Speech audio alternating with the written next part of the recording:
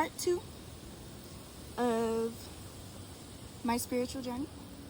Welcome back to Aries Ascending. We are live from this beautiful tree. I would show you how far up we are, but for reference, I think this is like a 9-foot high fence. They're clairtangency. So I started having the gift of clairtangency, and like that was, fun to do, touch people and get the spirit and whatnot. I love touching this tree. This tree is great. I don't know about y'all. Have y'all climbed a tree lately? Because you should do it. Fast forward to me getting my first deck of cards. That was probably in 2017. And so I've been reading tarot for 5 years. And I started with one deck. It's called the Eternal Tarot, and it called out to me because I was looking for a deck that featured POCs, people of color, and so I got the Eternal Tarot. It called out to me, and I bought my own deck. It wasn't a gift, and it's okay if you buy your own deck. Like, there's nothing wrong with that. So yeah, I bought that, and then I started doing readings, and I was skeptical. I've not been very secure in my ability, but I'm at the point now where I'm like, yeah, okay, we about to get this shit done.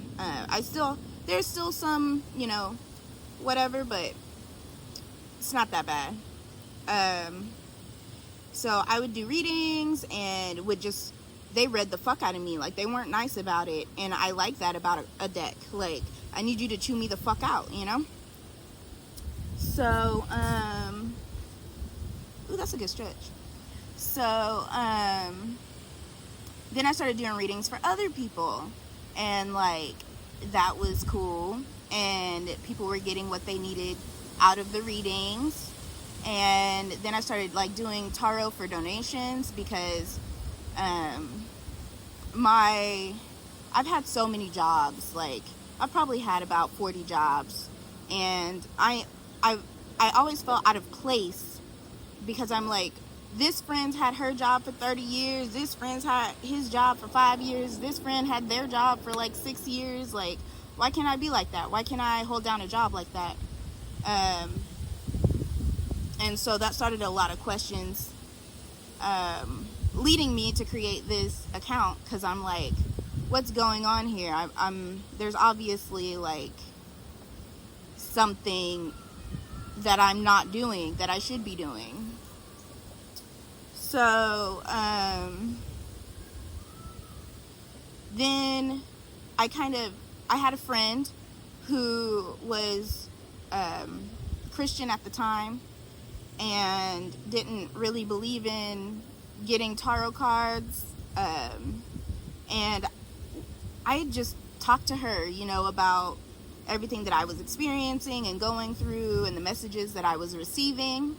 And she ended up getting her own deck because, we talked about it, and you don't have to not be Christian to have a tarot deck. It's literally just a tool for you to use to connect, with your spirit or your higher self, or, just a tool for introspection, So she got her first deck, and then when I tell you she's got like 100 decks now, I call her the Oracle, because like, she be on point.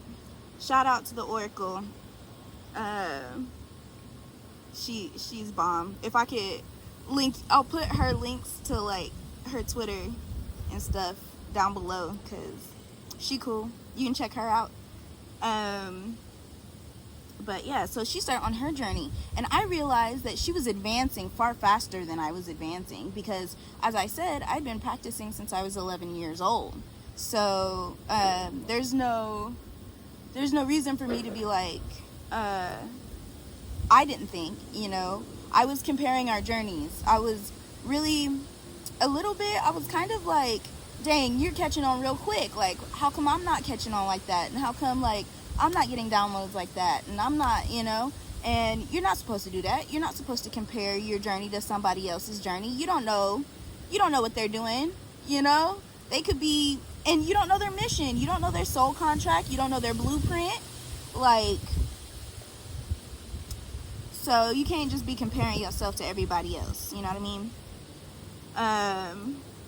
But yeah, she with the shit. She with the shit.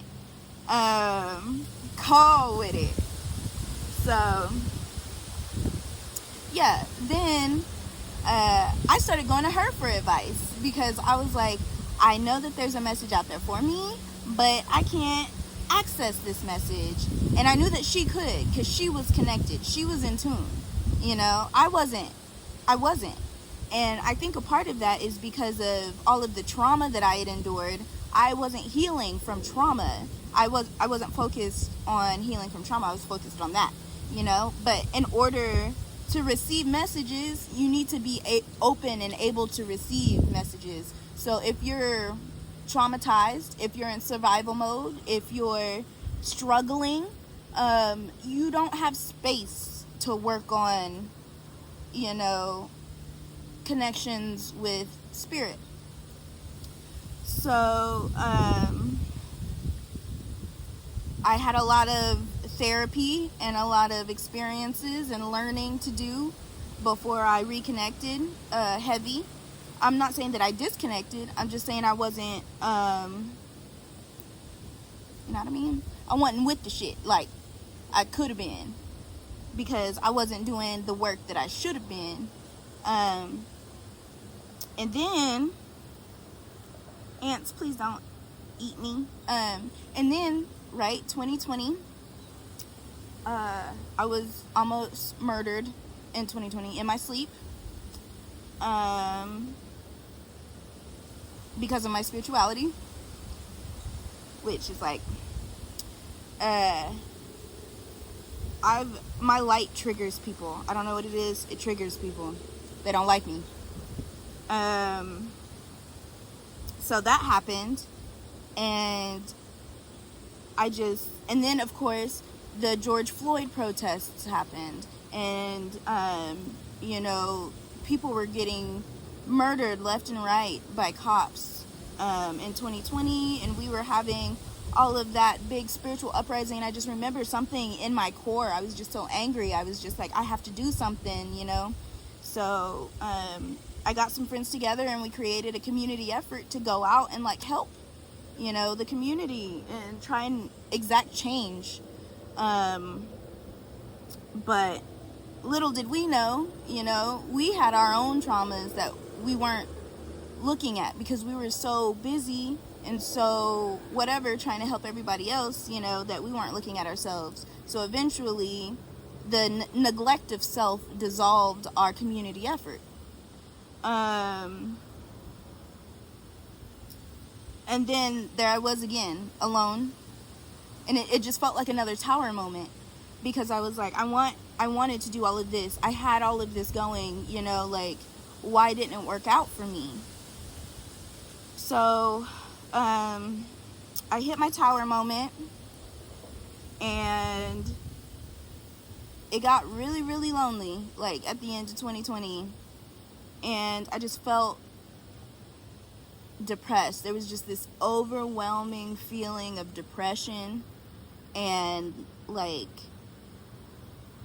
but I was also getting these signs in 2020 while I was doing this community work. Like, something that happened, I was at a friend's house, and I placed my hand on their cabinet in the kitchen. It was like this wardrobe, or like this standalone armoire or something. And I remember I was just like talking to my partner at the time and my friend, and I put my hand down on this armoire cabinet, and I get sucked in to, I don't know, but I wasn't present in the kitchen. I was not in the kitchen. I just remember putting my hand down on it and then like my head just like dropping, and like it was almost like I connected with it as soon as I touched it.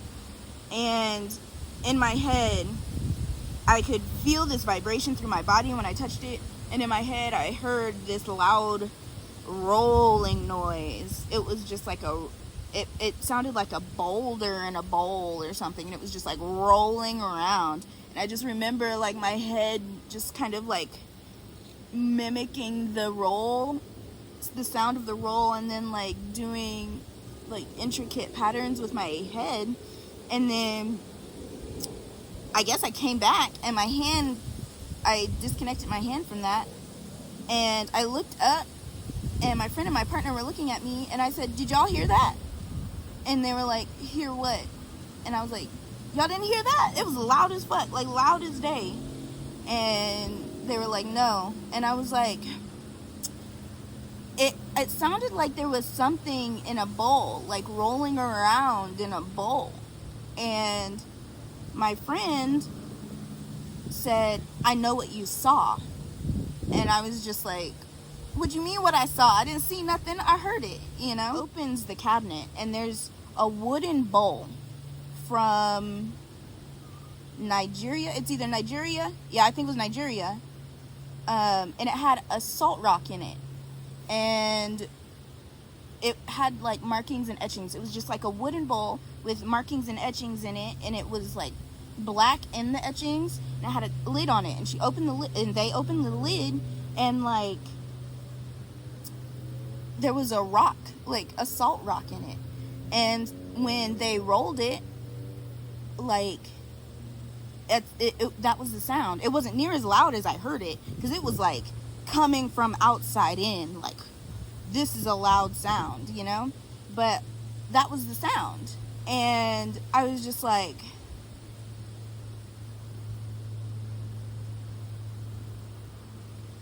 whoa, you know, freaking out, right? So I was just like, okay, well, that just happened. Like, I straight just like got sucked in. And they were like, well, this cabinet holds a lot of love. There's a lot of love made into this cabinet. And that's probably why it was so strong. That's probably why I could feel what was in there. But also, the bowl from Nigeria. So I was like, oh, okay, cool. Still shook. About 2 weeks later, I went to my partner's friend's house, and he had a bowl, literally a wooden bowl, just like it. But it was it said Haiti on it instead of Nigeria, but it was wooden. It was more of a, what do you call it? The one from Nigeria was more of a reddish tone, and the one from Haiti was more of a brown, like tan tone, but it still had the etchings and the thing in it. And I was just like, this bowl, I've seen 2 of them in 2 weeks. And like the first time I saw the first one, I didn't even actually see it. I knew it was there. I knew it. I felt it. And so I was like, is this a sign that I need to get in contact with Yoruba religion? Because I have Nigeria reaching out to me. I have Haiti reaching out to me. So I'm like, well, I'm going to take this as a sign that I need to do some research about the Orishas. So then I got into learning about the Orishas, and honestly, learning about the Orishas was very depressing for me, because it felt like you can't, being of the African diaspora and like someone disconnected from their family lineage, I didn't really have a way to be initiated into any of these practices, you know, and for it to be a closed practice, and like I just wanted to respect that. But if the spirits are reaching out to you, like they're obviously reaching out to you for a reason. They're coming to you and talking to you for a reason. So you can always appreciate them. You can always give offerings to them. You could always do whatever, but I still wouldn't work with them. You know what I mean? Yeah. So then I went through a dark night of the soul, which a dark night of the soul is pretty much dissolving everything you thought you knew about yourself. It's like, it's very lonely, it's very depressing, it's very like, it's going through death. You're literally dying. You're not like, because this person that you've been walking around the planet as originally isn't you. It's what you are raised to be. It's what other people want you to be. It's the rules that other people have put on you that you've conformed to. Like, that's what's going on right now in the physical. But when you reach your dark night of the soul, like, all that shit washes away. And you're left bare and vulnerable, and you don't know who you are anymore. Like, and you have to build that sense of self back up from the bottom. Like, it's dark night of the souls. They are hard. It is death. And I remember when I was reading for myself, I was constantly getting like the Ten of Swords, you know, the Death card. There, it was ugly. Towers, like, ugly. But, you know, sometimes things have to be ugly. Sometimes you have to get down and dirty and nitty gritty to grow something beautiful out of that, you know? And if you think of it like a butterfly, butterflies are caterpillars. They go into their cocoons and then they completely melt down into animal goop. And then they come out a beautiful butterfly. But imagine literally dissolving yourself from the outside in and like revitalizing yourself and coming out this beautiful butterfly. You know, this cocoon phase is really fucking ugly. It's really ugly and it hurts. It does not feel good. It is very lonely. You are shut off to everybody else. Like, when you're in the cocoon, it sucks. It really sucks. And if you're going through this, or if you think you're about to go through this, it's good to find high vibrational people to reach out to, or people who have gone through a dark night of the soul, so you don't feel so alone. Because my friend, the Oracle, I swear she probably saved my life, because I was going through it.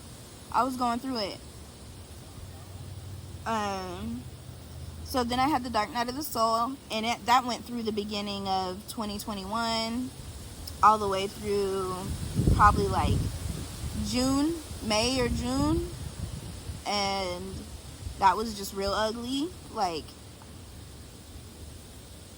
so yeah, that's kind of where that was. And what have I done since then? Since then, I've been really focused on therapy and getting my mental health right. But what I've noticed with my therapy is that, and medication, because I've been on medication, is that the medication gives me more side effects and it makes me feel worse than I would have if I wouldn't have taken the medication. And so medication is only a coping mechanism for, like, if it's a mental thing. Like, the medication is only supposed to help you. It can't change your physical, your chemical makeup. You know what I mean? It's never going to change your chemical makeup. So if you want to take medication, you're probably going to be on medication for the rest of your life if you want to continue to do that. But there's a reason that holistic health practitioners are out here, because in order to treat the brain, you got to treat the body too. Like, you have to treat the body too. And most people aren't taught why holistic health is important. So, right foods. And I was literally hospitalized like 2 months ago. I was hospitalized 2 months in a row, 2 months ago, for my health issues, because my health is not the best. But now, like, I'm in a fucking tree. I was literally in a wheelchair. I was in a wheelchair a couple months ago. And like, which I'm saying, this is obviously not obviously not advice for everyone. Everyone's situation is different. Like, I'm not saying get off your meds. I'm not saying that. If you're on your meds and it's working for you, do that. It wasn't working for me. I had to find something different. So, because I was just in bed all day, miserable. I nausea and, you know, just all kinds of side effects from the medication I was taking to try and make me feel better. I was only getting worse. I was getting worse. And so I had to stop. I had to change my life. Yeah, but so fast forward to, let's see, June? This month is August. Today is 8/8, by the way. It's the Lionsgate portal. So if you hadn't done your manifestations today, honey, you should do it. You got until the 8th, 8/8 to like 8/12. If you can get those manifestations in between there and do a fire ritual and burn that shit up, like, please do it, because I'm gonna post this as soon as I can, so y'all know to do y'all little Lionsgate stuff. But anyway, yeah, fast forward.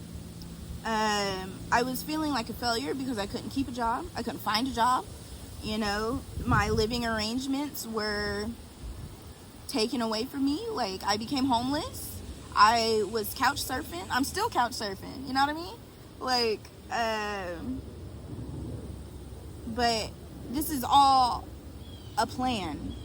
There's a plan.